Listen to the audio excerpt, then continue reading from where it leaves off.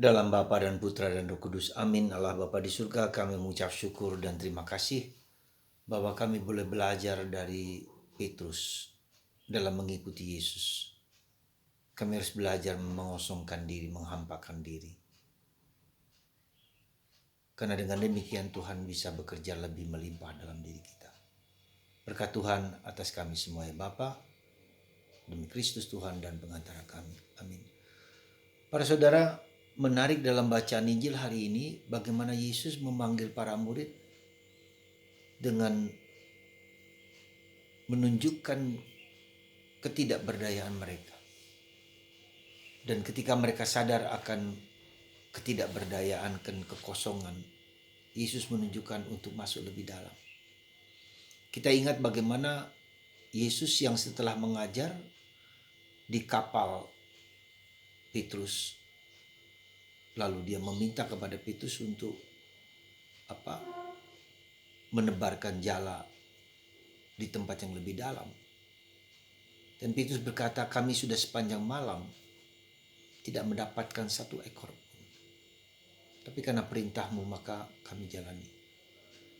Dan yang dapat ada melimpah, bahkan butuhkan kapal lain karena akan tenggelam kapal yang mau menerima ikan itu.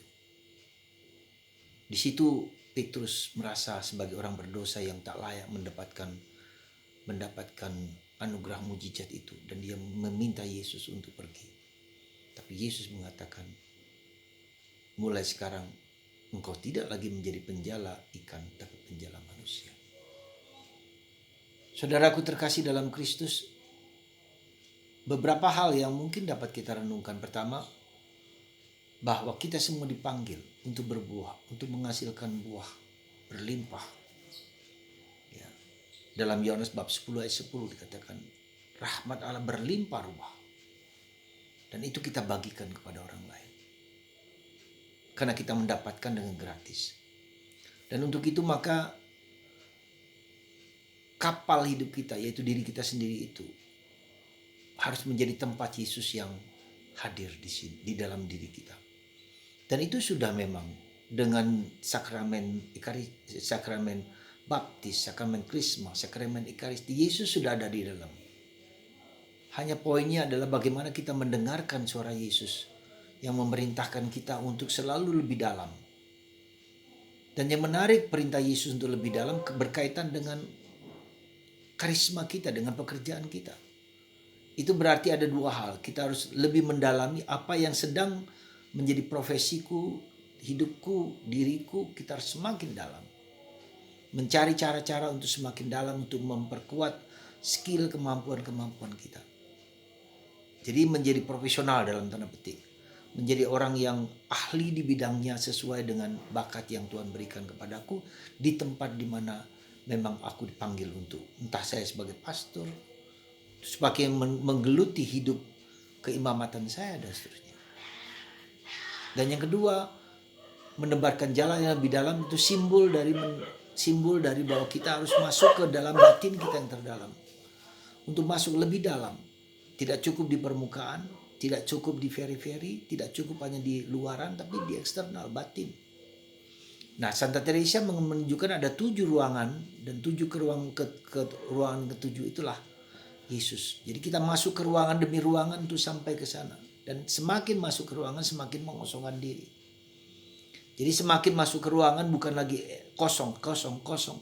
Karena yang dikosong itu di situ ada Tuhan Yesus yang tinggal dan berjumpa dengan Yesus dan kita mendengarkan. Jadi saudaraku terkasih dalam Kristus, saya merasa bahwa untuk bisa berbuah banyak, orang semakin mengosongkan diri. Semakin melepaskan diri, semakin melepaskan ego-ego. Dan tidak butuh sesuatu lagi untuk diriku. Dan itu ada tahapan di mana kita merasa tidak berdaya, tidak berada di dalam titik zero. Dia yang kaya menghampakan diri. Dia jadi kesadaran untuk mengosongkan diri, kesadaran untuk tidak punya apa-apa, kesadaran untuk hamba, kosong. Dan akhirnya Tuhan menyatakan diri kepada kita untuk memerintahkan kita untuk melakukan sesuatu. Ya, dan itulah saya kira yang menjadi tantangan kita di zaman ini adalah belajar selalu mengosongkan diri. Belajar selalu untuk melepaskan diri. Belajar selalu untuk meniadakan diri. Bukan aku ya Tuhan, bukan aku tapi Engkau. Berada pada titik zero.